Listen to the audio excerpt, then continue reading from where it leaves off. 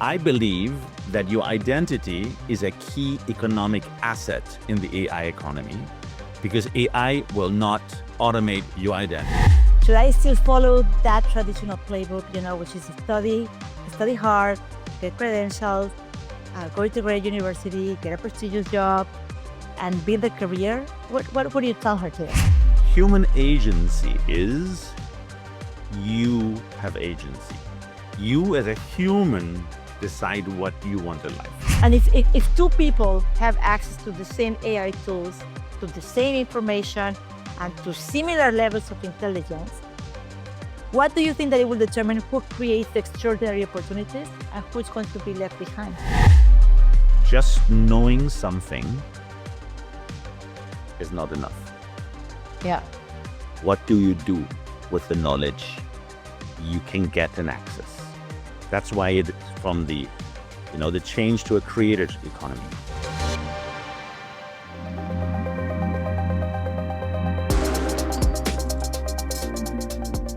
Do you remember what you wanted to be when you were a kid? An astronaut, a writer, a singer, a football player? Most of us had an answer. And for a while, those answers felt limitless. But somewhere along the way, many of those dreams changed. Not because we stopped dreaming, but because we started learning what success was supposed to look like.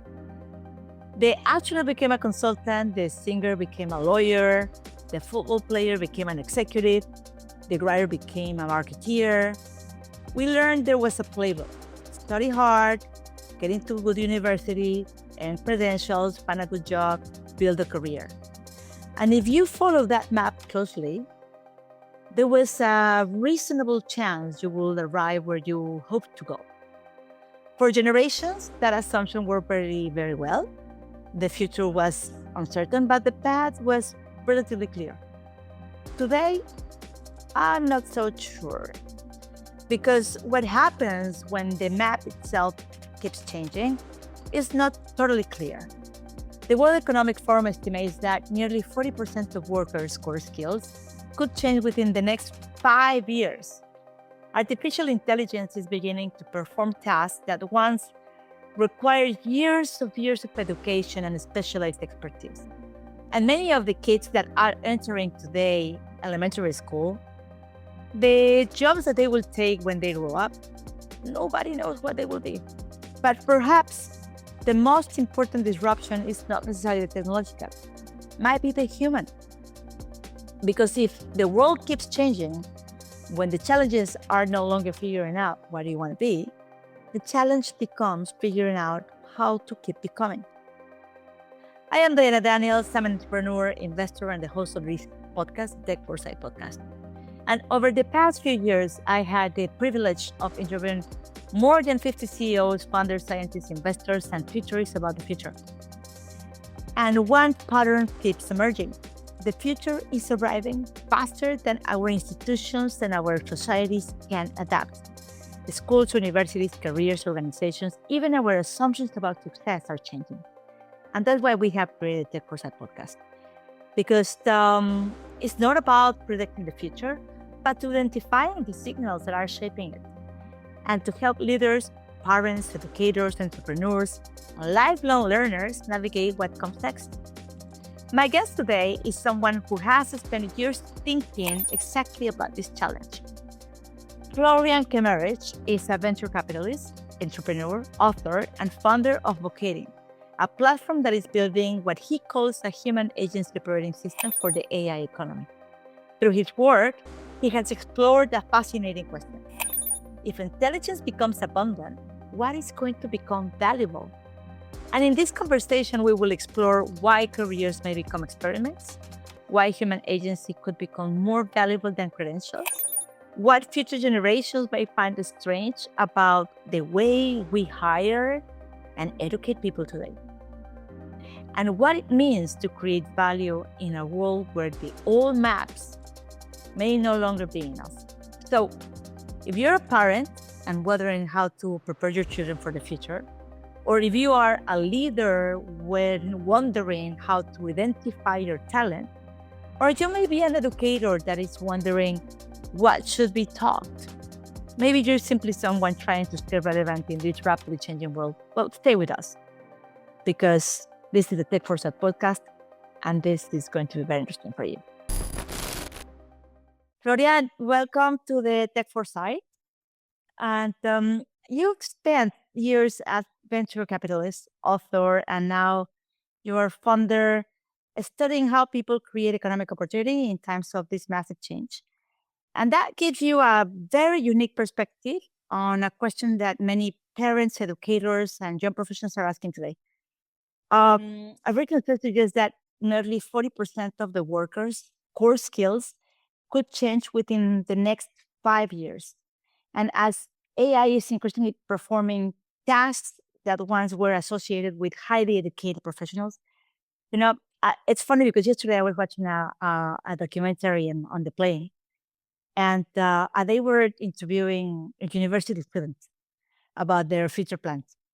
And one young woman, she said, "Yeah, after university, I'll become an analyst at McKinsey." And I'm like, "Will she? Will she truly? You know, Will that job look the same by the time she graduates? I'm not sure. I'm not completely sure." So, my question to you, Florian, is if that young woman were sitting with us today and ask about it, should I still follow that traditional playbook, which is study hard, get credentials, go to great university, get a prestigious job, and build a career? What would you tell her today? Thank you, Diana, for having me with you and your community. And yes, we're up for change. And I don't want to be too alerting and doomsday, AI is taking over and end of humanity, because there are also several silver linings. But for sure, we're moving from a knowledge economy to a creator economy. So in the past, as good Gen Xer, again, even over the last 100 years, knowledge has meant money. So you need to study, you need to be privileged to have the knowledge, and if not, you had to move where money is to get the knowledge. And so over years, you were basically school, then the university, then a master's degree, and then you got an entry-level job. And then an entry-level job, you climb up the ladder because you know more. By knowing more, this relates into earning more because your economic value was driven by the things you've experienced with and you know. And that is no longer the case. So therefore, there is a big shift, and that's actually also what's triggered for me. The startup I launched is because of my kids. Because they're now going to university, my youngest ones, and they're saying, okay, what should I do? Shall I go to law school? Honey, I don't know whether law school is one of these things. Normally, 10 years ago, law school is amazing. Yeah. It was a sheer job. Correct. So, Diana, the response is, I don't think that entry-level job is a good bet, especially not in 5 years when you start to study now. Yeah. And then even if you listen to some experts, for example, recently the CEO of Palantir, Alistair, he said 2 people will succeed in the AI economy. It is neurodivergent people, because in the old system, they were always in a problem and were not catered well, but now they can just do. They know what they want to do, they don't care, and they can just use the technology, and technology is a tool for them to do whatever they want to do. The other people are purpose-driven people. He says, yes, because all others, like in the movie Matrix, which pill do you take?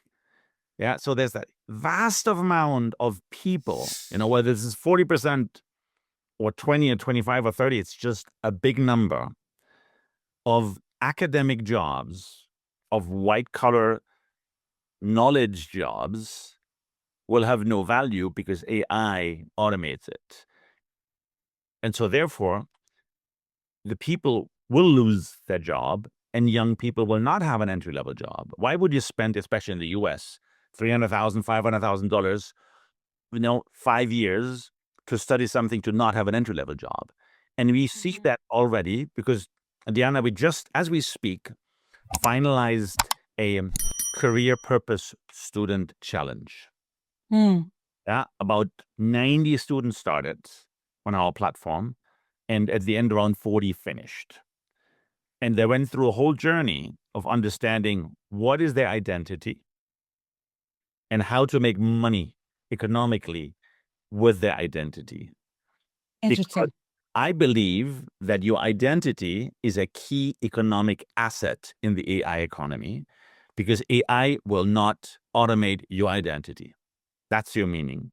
But if you do not know, and that's what I'm worried, people will ask AI, and AI suddenly becomes a crutch instead of a tool. Mm. And that goes back to what Alex Karp from Palantir is saying. Those people who know what they want, Yeah. hasn't been ever a better life to be, because now it's cheap, fast, and precise, and you can create basically anything and everything with AI. On the other side, if you do not know, it will be very tough, because normally with Gen Xers or other generations, you would have that midlife crisis, you studied something, you had an entry-level job, you have made your money, things is good, and you're hitting the 40 or 50s, and they say, okay, hold a second, life is passing. What do I do with my life? Right. And you have those in the midlife crisis going wild, want to be young again, and will go crazy, and the others saying, hold a second, I want a purpose. I want a meaning in my life. And so that is one reaction. But now at scale with AI, I'm not sure, what that actually means, because you might end up, because of an algorithm has provided you information X or Y, you make a decision of your life, and you end up Based on that. somewhere in the future saying, hold a second, how did this happen? Who am I? What am I doing here?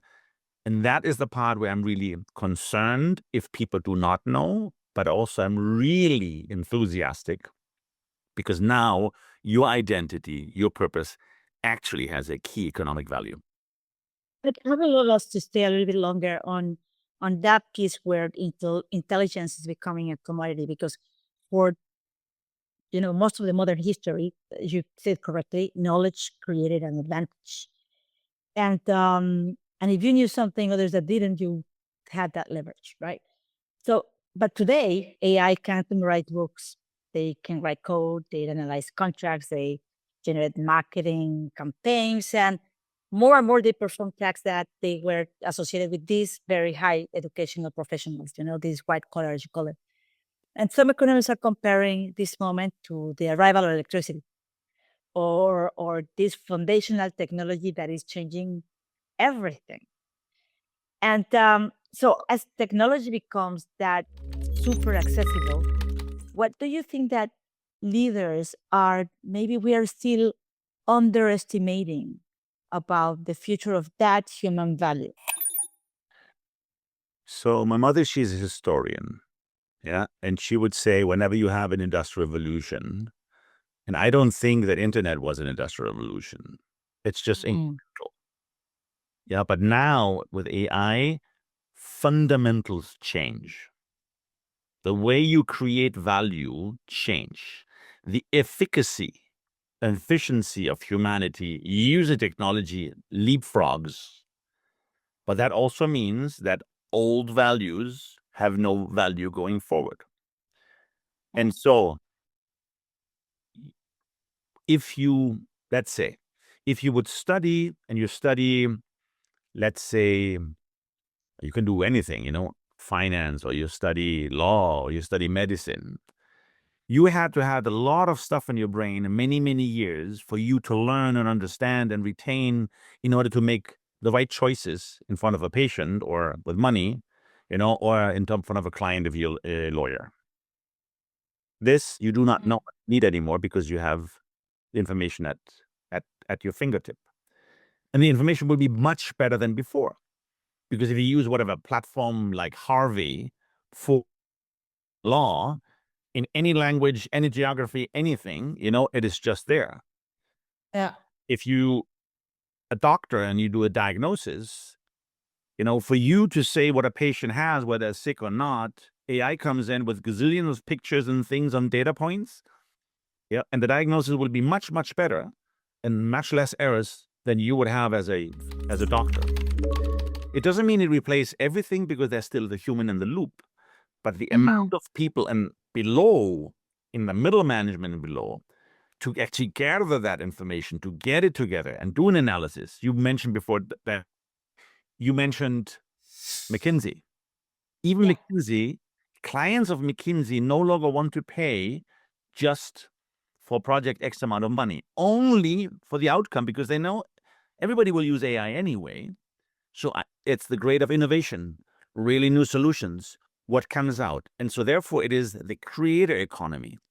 So people who understand, who use technology and the know-how at your fingertip to actually create something new, to increment, to have an economic value, is totally different to someone being a senior partner at McKinsey, you know?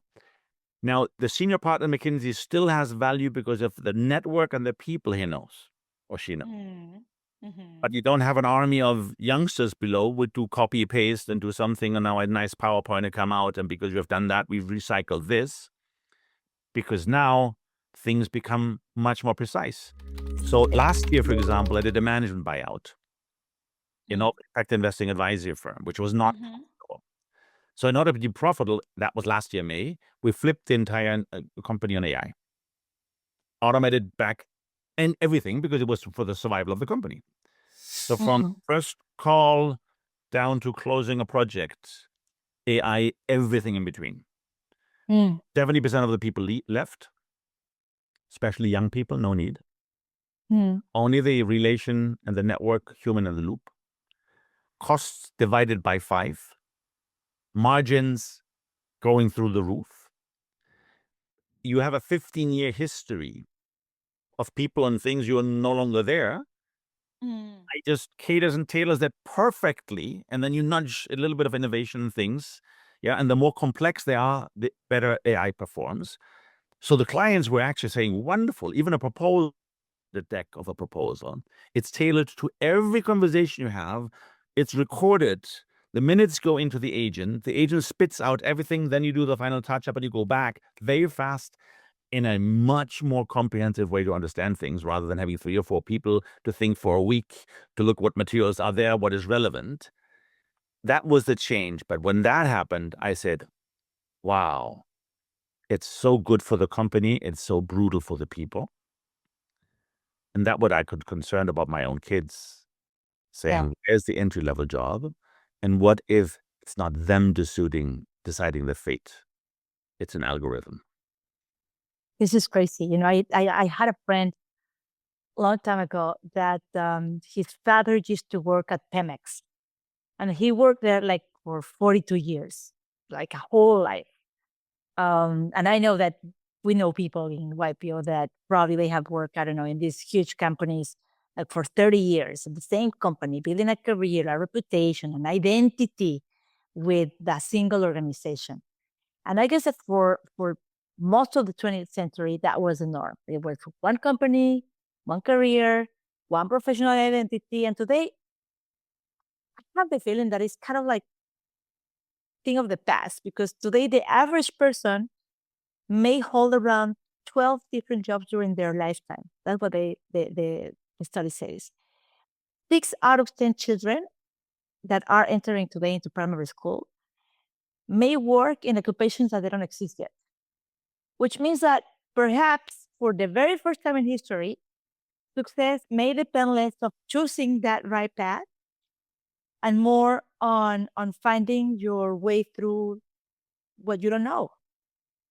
And what it kind of actually got my attention is in the work that you're doing, is that while everybody seems to be talking about artificial intelligence, automation, and productivity, you are keeping back into one idea that I really like, and it's human agency.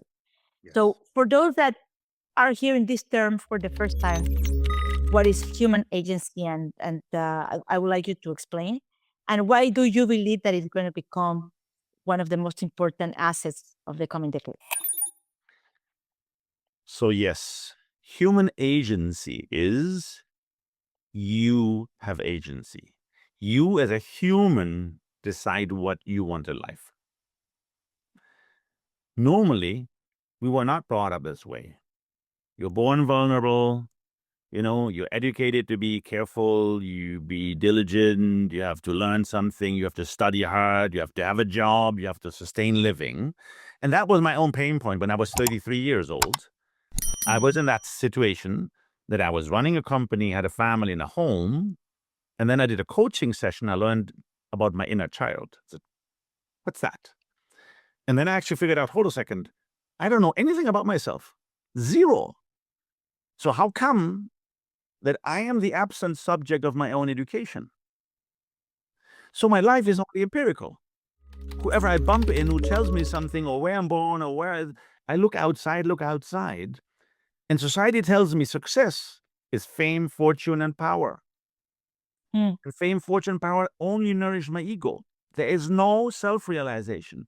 There is no purpose. And even people who sometimes believe they are doing something purposeful it can be also fame, fortune, and power. And so it's something where you don't self-realize because you don't know how you are. You don't know what makes you, what is meaning in life for you. And normally, as a human being, the first 2 years your brain develops, between 2 and 6 years, every human being witnesses something they don't like. Can be traumatic, doesn't have to be. That's script. That's called the script. It's transaction analysis psychology. And that moment, your life gets meaning. But then you get in school and it's only reading and writing and learning and math and things and whatever, all external stuff. So your entire life is empirical. So when I talk about human agency, it is you decide inside out. What is it? What do you want? And based on that, you decide to do things in life you want. That's your agency.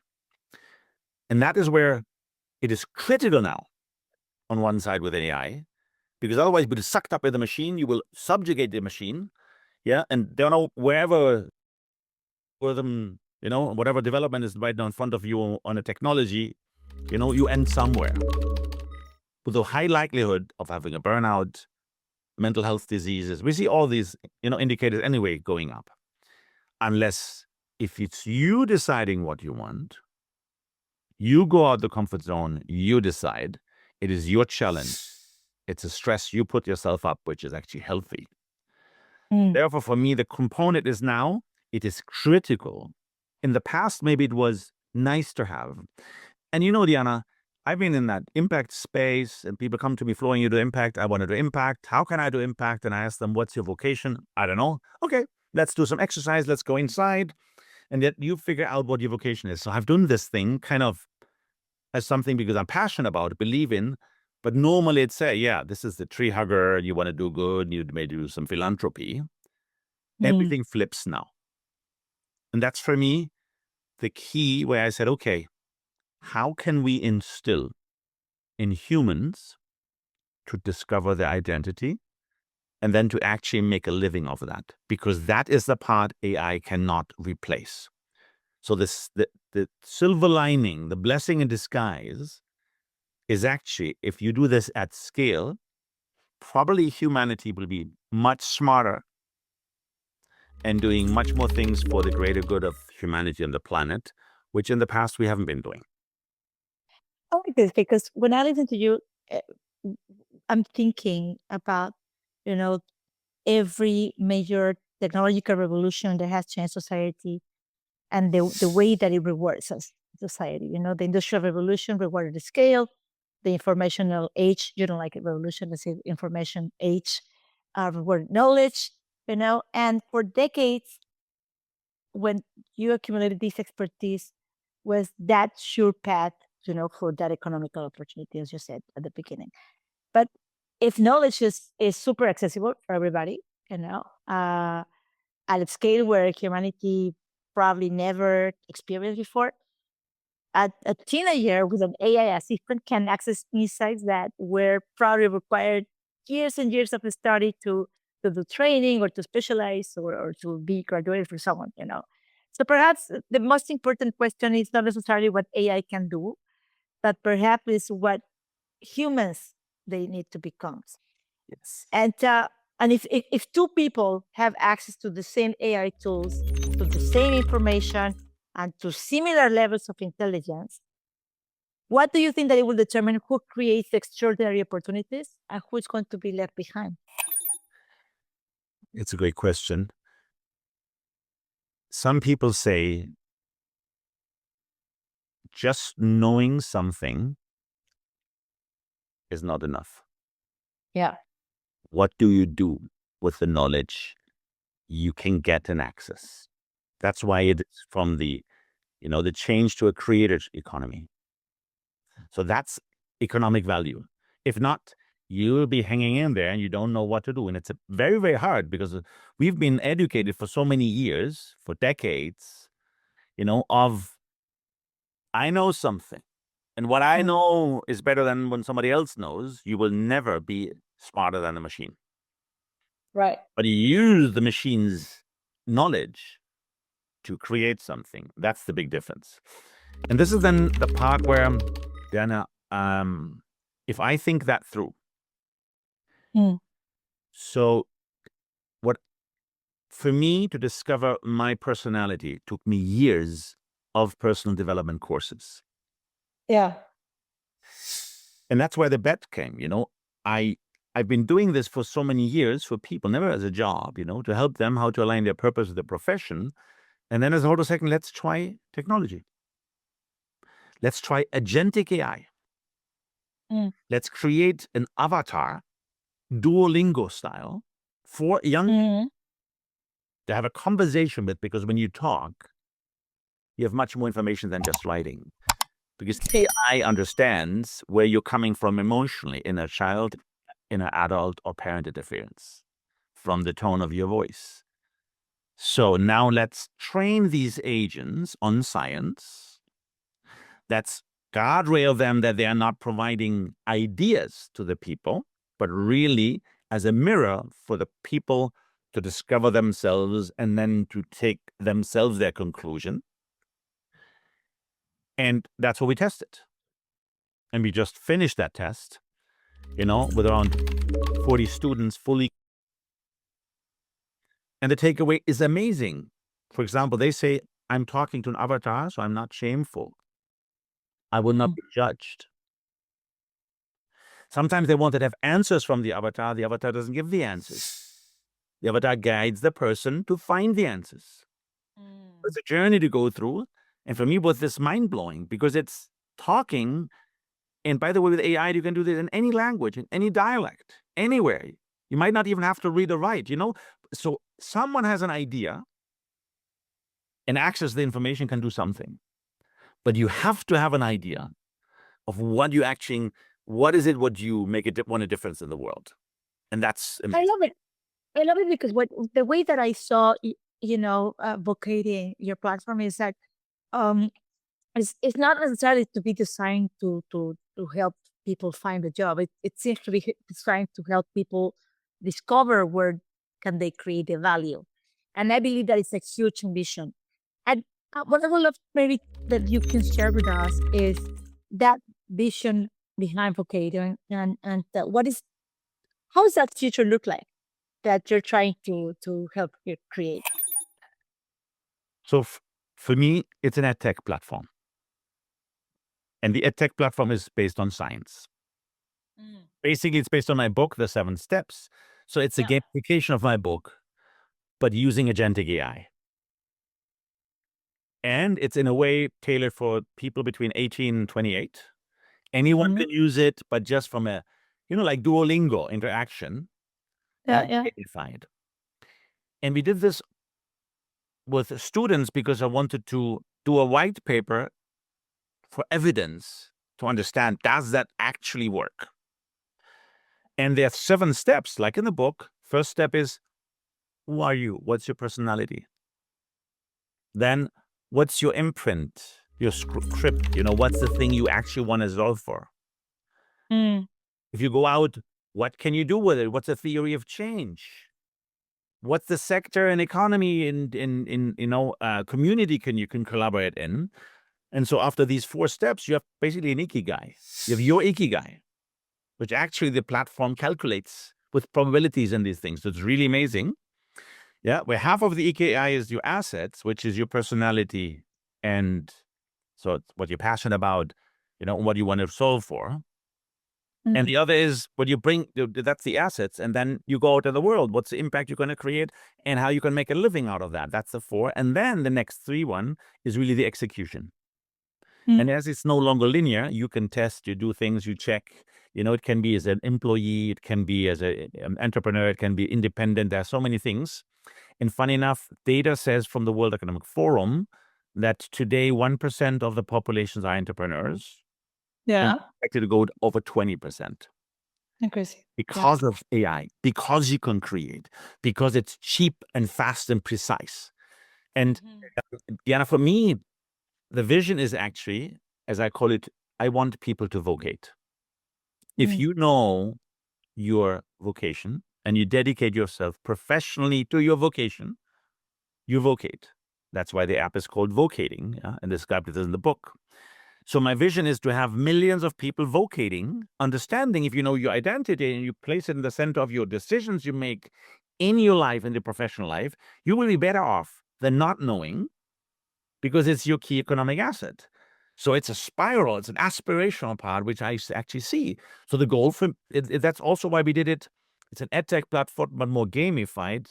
But we do this with students, and let me just hear, for example, this is hot off the press. We just finished the journey with the students of 20 days. Yeah. We have over 400 data points, feedback from these 40 students. Can you imagine? On all the stuff, all the things. And really, yeah. And they, for example, here, for example, the student report says increases the clarity regarding their strengths, motivations, and future directions. That's what they say. They say that many participants explicitly connect personal reflection with their career choices, professional aspirations, and long-term contribution. Yeah, the participants consistently ask for greater depth, more reflection, and longer engagement rather than less. Now, this one is probably, for me, totally new, because normally you believe it's short attention span, TikTok, next, and here it is not. We can see that there's a clear demand for a framework that helps individuals connect identity, purpose, profession, and contribution in a structured way. And the primary product feedback relates to the user experience also in terms of, enhancements, gamification, what to do things, because we all do this. This is kind of the creator generation, our platform. Yeah. And these students are now becoming our student council, the Pioneer Council. Now to take things forward also from the development. And we want to do a much larger study now with 500 students. Yeah, and we have these students from 20 universities in 20 countries, and high-end universities. But we want to do that with them. But again, we want to do a larger study, then more with a peer-reviewed white paper, because I want to make sure it is evidence-based. Any decision. But for me, I cannot believe that the blessing of agentic AI, just talking in a digital native, generation, is something I'm so excited about, because it takes them 2 to 3 weeks to discover that, not 3 to 4 years. But the intention and the vision, Diana, is that this is a tool. It ties your purpose with an income, but then of course, what you study around, what is the economy, what is the sector, that there are much more things around in education for people to understand. But that's what I'm excited about. I want to make sure that people start to understanding that vocating is a competitive edge in the new economy. So let's assume that it's 2040 and there's already millions of people using vocating that have, navigated through their careers, their reinvention, maybe their transitions, because I presume it's not only for kids. I believe that this can be used everywhere, right? Everyone. So what does the world look like that will make you say, I really got it right? But how do you think that it's going to be? 2040, millions of people using your app. What did you get right? To me, if a human is aware, and that's, by the way, Diana, question I put to people. We do the exercise for people now. I've been doing this for 10 years. people come to me and about the vocation. What's your vocation? The first thing is, what's your earliest childhood memory? Something has happened you do not like. Can be traumatic, doesn't have to be, but something. And 2 to 6 years. And people start to think, oh yeah, I was there and there, I saw this and that, and you had no filters. There wasn't, the sky was the limit. And you saw something, this is not okay, we need to fix it. This is your imprint. And that you flip your script, and suddenly you know what you want to contribute to the world, to society, to the planet. Can you imagine what that could do for the world of millions of people understanding this is my meaning, I'm here, that's what happened to me, and that's my blessing, and that's how I want to go out, and that's the contribution I want to give professionally to the world? I have high hopes that this actually will trigger a massive change for the mankind or humanity, not to extinguish themselves, but to actually find a mechanism where life is sustained and sustainable going forward. I think this is a really good conversation because what it can do, like to a society, I believe that it just not only change the human being, but also the system itself. So if we can zoom out, on the consequences of having something like this, where millions of people began to think differently about learning careers or opportunities on that agency, the consequence not only for you, it will reshape institutions, economies, and even society, ideally. So maybe if every concept of a career becomes more fluid and, let's say, non-linear, if that is true, what institution that is built on this old way that we have, let's gonna call it like the industrial revolution or the information ages, is going to become obsolete first, Florian? This is starting already.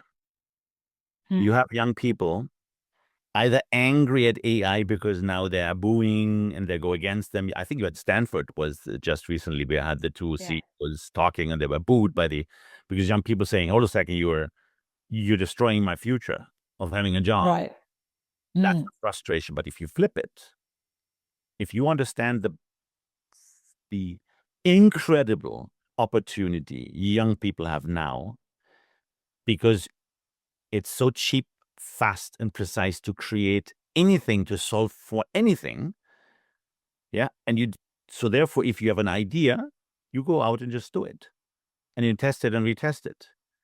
It's not that you spend years and years accumulating knowledge to have an entry-level job and be an intern, and do copies and blah, blah, the old way, and then start, many years climbing up. That's on the job side, on the corporate side. But if you translate this to education, how efficient is education? Having a big university campus, 5 years hanging around there, have the professors and things and doing the publications, and then you have a better teacher and a worse teacher and the spread of information and whoever you are, So it's from an output perspective, extremely inefficient. It's expensive, slow, and inefficient. And that will change as AI changes everything, for sure, in this area. So universities will have to think about how to reinvent themselves to stay relevant. Yeah. And maybe it's not having a student 5 years there, paying $500,000 in the US. Yeah. But, government does certain things, but also governments will look at that spend. Maybe you can spend half a year, 5 months in an organization to get a certain skill set. Yeah. Just to understand how to best, and then you go out and then you do it. Yeah. And you start one startup, doesn't work, next one, because it doesn't really cost anything. So even my start, we have been now 4 months bootstrapped. I want to have an MVP. I want to make sure it works, and I want to test it, and have evidence, and proof with the students. And here we are, and now do the pre-seed round, and we start the funding. 2 years ago, impossible, because you wouldn't have used agents. You would have had wireframes of gazillions with science in there, with this questionnaires to fill out, to then calculate and then think. I mean, very clumsy. Would have taken 2 years to develop it, probably 2 to 5 million just spent on doing that. And here we are 2 years later, and it's 3 months, and you have an MVP ready to go. I love this because let me share you a story. When one of the very first guests that we had, I don't remember if it was Tech4sight or Futureamos, the other blog, the podcast that we used to do in Spanish about the future. And he made a prediction then where that I keep coming back to it. He said that his children, which they were very young at the time, he said that he didn't think that his kids will ever go to university. After all generations, university has been that one of the most important gateways that it will give you status, professional success. I had a professor from Stanford that he loves to calculate the amount of unicorns and predict the university that will produce more unicorns, obviously Stanford and so on. So, but as you said, yes, AI is reshaping everything. So if we fast forward to 2050, a child that is born today is already an adult then, What do you think that they will be surprised then, about how education or career respects was given back in 2026? Is somebody in 2050 looking back and say, you guys were doing that? What it was? I think one of the big reflections will be so you had a job just to earn money, and you didn't do anything other than, you haven't created anything. You have not been you didn't have the freedom to do what you wanted to do. Yeah, because that is the part where human agency kicks in. Yeah, the sky's the limit, but you should listen to what you really want, and then you have the inner engine, and you do within that frame. You have a clear guidance. And by the way, one of the most important takeaway from the students we've just worked with, they don't want jobs. They are not asking for jobs. They're asking for direction. Which goes back to my own suffering when I was 33, saying I have been the absent subject of my own education. Who am I? And it took me years to figure that out because my education system doesn't give it to me. So that my hope is that in the future, primary school, secondary school, which will there always have elements, has also the vocational component to understand your identity, to build on your script. Yeah, because that's your North Star. And that narrows down the bandwidth of where you want to navigate in. And you don't have to justify anything to anyone because you don't do this for, to be seen or to be successful. It's not the fame, fortune, and power thing. It is just your own intuition. It is your path. You don't have to justify anything to anyone because it's your life. And I believe that will be a reflection where people are saying, oh, how bad was that where you weren't be able? You didn't know what you wanted. Yeah. And at the end, you did something because someone told you. Yeah. How is it? So and then let's stay in 2050 for a second. We're together for sure, because we are still young. Longevity. And, exactly, right. And so if we look back, what do you think that you will tell me, Diana, the society got it so wrong when they were trying to navigate through AI? What was it? What is that assumption that humanity held about the success during AI transition? What we did wrong? Yeah, I don't think necessarily what we did wrong, but when you have a revolution, industrial revolution kicking in, you normally have a lot of people which are affected negatively, unfairly. Yeah. And you will have World Economic Forum projects 500 million jobs being erased in the next 3 to 5 years. Yeah. And white collar jobs, educated jobs, So, so that, how do you tell the people that what you've been doing in the past was nothing? So you can imagine how difficult it is. Even for me, when we flipped the company last year on AI, yeah, and you had our people managing the projects, the consulting firm, suddenly you're managing 10 or 15 projects rather than 2 or 3. with a team. So initially we're all going crazy, it was just too much information overload. So you had to get organized actually to deal with that reality. And I think those are the pieces where we will just have some rough years ahead of us. Hopefully not. Historically, you have an overheating of economy, you have a Great Depression, and then you have a war to settle down. And you can look at history. So let's hopefully not have this in that sense. And hopefully people get the blessing of the technology. But first you need to figure out what you want, because otherwise you will be lost. Gosh, well, let's hope for the best. So, Florian, we have arrived to the one of the iconic parts of this podcast, the Tech4sight podcast, where we have the 4 trends and the 4 dreams. And this conversation, well, you already shared with us very good possibilities on what's going to happen in 2050. So before we go back again to 2050, I want you to bring back to 2026 to the reality, because what we want to see is like, what are those little noises? What is that signals? Separate the signal and the noise, apart, so we can pick it up some good trends. And by trends, I just mean those signals that are visible today, something that a change that maybe you're thinking that is already happening, and that we can share with our audience, or maybe they can see what's going on. Are you ready? I'm ready. Okay. So my first trend is about hiring talent. What trend do you see in how organizations identify and hire talent today?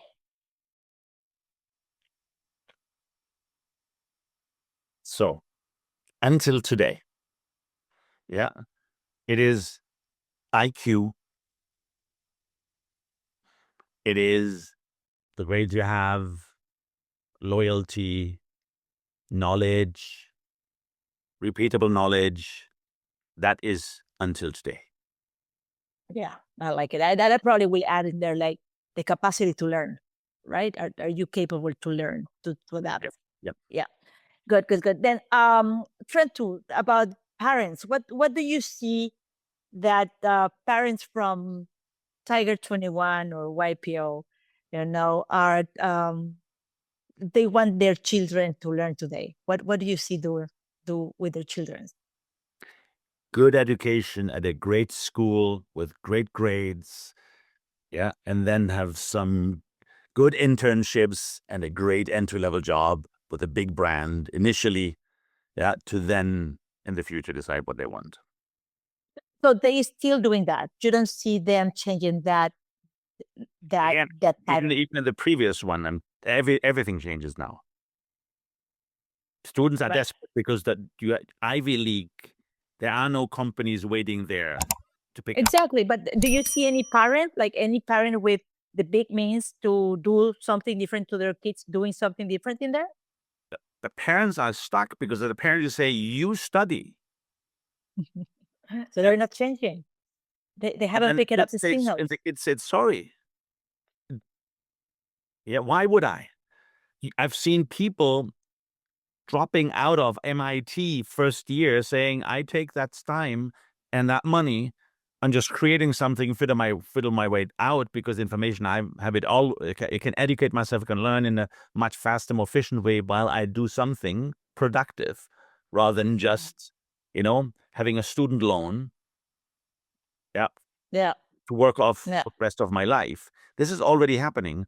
And that's also why so many universities, when we talk to students, even the career department, they will all open saying, oh, it's a new thing, a new platform, AI, let's go for it, and you test it. Yeah, because the anxiety level is extremely high. So if I recap on that trend, is that you see students going out and maybe dropping out of the schools to learn by doing. Then if we go to the trend number 3 about, let's say, the learning entities, do you see? And I was going to think about either university or schools or institutions that you believe they're doing the right thing. What signal do you see about that that they're doing good for that future of learning? So you see a lot of new organizations, or within organization also, that try to reshape things. They know they need to be faster. They know they need to look at adoption and leveraging AI. Yeah. So this is, again, some are slower, some are faster, but you have some new kind of educations coming out. Yeah. And really, I haven't seen so many with purpose. Funny enough, it doesn't. And I really scraped it. But for sure, skill set, translation, technology, how to prompt, how to leverage AI, all of that is now being embraced by universities as something to learn from separately. But you have now actually institutions doing it front and center and rethinking how long does it take? What other skill set do you need? So there are precursors already. It's very interesting there because I guess that for the past, I don't know, 10 years, the creation of these leadership academies was like, wow, even top schools reorganize themselves into creating also leadership academies. And what I'm hearing you saying is that there's new breed of institutions that are going to teach more about these skills that are more functional, that will teach you to create rather than just to acquire knowledge. Yes, and there are some parts which look at the reskilling, not upskilling. But with younger ones, the skill level goes clearly understanding how to leverage technology, in a productive way. And let's going to take in the thread for about the reskilling or the reinvention. What trend do you see among these very successful professionals that are, managing to stay relevant and continue moving forward? What is the trend that you see there? Constant coming up with ideas, new solutions, rethinking, not taking things for granted, new business models, new products, new thoughts, new services, new ideas. Yeah, that will gain a huge speed. Gazillions of startups, because it costs so cheap, you can just try. You can try 5 of them or 6 of them or 10 of them, doesn't really matter. If you're young, you don't need a lot of money, but you have ideas. That's where the implementation of those is just fantastic. Yeah. All of that. Like So it's really EQ is important. Yeah, because also on that, it's the human side, how to connect with humans. So that's where just very all right. everything will change. So let's go back on this and the dreams. It's already 2050. We're going back to the future. And then I want you to think that is 2050. What is the most respected career in the world? Whew. Yeah, you can dream. Remember, it's not what you believe, but it's like what you would like it to be. Yes, I don't think it's a career in the old silos. Yeah, it is people who have contributed. Yeah, I think contribution will have a very different contribution, meaning something bigger than myself, not harming humanity, but helping humanity. Yeah, I think that's one part. The second is also, I think that the human in the loop is an important part. Okay. So the issue is not the technology. The issue is the human, what the human decides. Okay. Yeah. And so in the same sense, it might not be that you are a lawyer in one silo or you are a finance person in one silo, because again, we have seen in the past also that technology blurs old silos and breaks them up. Yeah. So if I would extrapolate, you have millions of people living their script, their identity, and contributing to the world. I think that is what success means. But also I will see a clear connection to nature while you use technology. Yeah, I like that. because you get the balance for you or for your health in these things, being in connection with nature. Yeah. But that's I like it. they're normally digital nomads. Where they're in Bali or somewhere it's nice, they're in nature, and then they're at the computer and they go back, and they go kite surfing and swimming, and then they come back, and then, this is the balance. I have some of those already. I have some of those guys already. So it's 2050 and people are not, especially young people, are no longer worried about what do you think?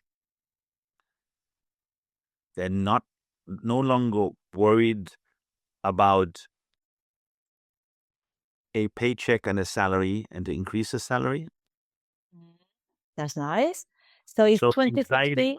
anxiety goes away. Because A human can have two reasons to decide something: fear or love. Nothing else. And I will believe that much more decision will be taken on the love side, because I love something I'm passionate about, I can contribute, it's something positive, rather than saying, I need to be careful, I need to be healthy, I need to do this, I need to, which is the current education we have. So it's 2050. And how do you believe people will discover the path in life?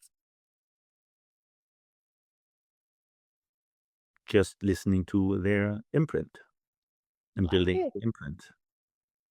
And if the final dream is 2050, what would you you be proud of humanity in 2050? Proud of humanity is because it's contributing, it's self-sustained, it's sustainable. Yeah. So living on the planet, we don't have to grow for the sake of growing. The peak of humanity would be done. We don't need 10 billion people or 50 billion people, just to sustain growth on the economy, which so far is. So it's much smarter, much more efficient. You would work less per hour, but more efficient, and then have quality time. And then you actually have the possibility for you to decide to have a much higher grade of freedom for you, not just have a job, accumulate for your retirement, and then at 65 retire, but really you dedicate to something which you absolutely love and you contribute to. And that is a good place to be. And just to finish it up, Florian, I want to ask you very quick questions about several things that I want to ideally have the people to know you a bit better. The first one is, what is the best advice that you ever received?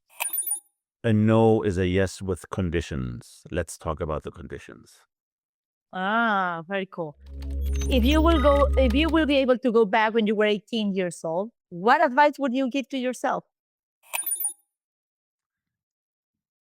Don't worry, just do. And since we're talking about advices, what would be that one piece of advice that you have for these leaders of the future that are prepared themselves for tomorrow? Know who you are. To make it inside out. Know who you are too? To decide from inside out. From inside out. I like it. What is one skill that you believe leaders desperately need today? A skill. One skill. What? The one. To contribute. To contribute. Not to subtract or get and earn, but to contribute. Forgive. Yep. Love it. And what profession do you believe that AI will transform faster than most people expect? Doctor, healthcare. What profession do you believe that AI will not replace? Caregivers. I read. All right. What one book that people you would like them to read? I can recommend. In my book, there are several books, but two which for me are very important. One is, of course, Simon Sinek's book on the why. Okay. Second one is a book called The 7 Primal Questions, which goes to understand your script. It's beautiful, the way the author put it. So these two books, and then one which in my age, in my time, gave me the strength to actually dare to write a book, not having written a book ever, is Arthur Brooks' From Strength to Strength. Very cool. All right. One more what gives you hope about the future? For people to vocate. And in 2050, Florian, how would you like them to remember you? As somebody who really cared. And you do. You truly do. Florian, this has been a really cool journey. We've explored the future of careers, education, human agency, what it means to create value in a world where intelligence is becoming super, super, super abundant. I have 4 takeaways that I want to share with you. The first one is that the career ladder is not becoming the journey anymore. It's about from what is inside from to the outside. Intelligence is abundance and agency is scarce. So we better become more agency and find our agency human. And then potential may matter more than credentials. So it's like what you can become, not what you have studied. And my last one is the future is not predicted, it's created. It's what we create rather than we predict. So thank you so much for coming with us to this. Tech4sight has been super fun, very, very illuminating. I really appreciate it, Florian. My great pleasure to be with you and your community. Thank you, Diana. Well, thank you, Florian. You've challenged us to rethink some of the deepest assumptions about education, career chance, and success. And we really want to thank you, the community of Tech4sight podcast, to be here with us. Remain into the future. There's one message that I want to give you that is, in today's conversation, is that the future may belong not to those who know the most, but those who are willing to keep learning and keep evolving and keep creating in the opportunities in a world that is in constant change. My guest today was Florian Kemmerich, a venture capitalist, author, and founder of Vocating. I am Diana Daniels, and it has been an absolute pleasure to talk to you today. Thank you for joining us. And remember, the future is not something that happens to us, it's something that we help create. Hope to see you soon.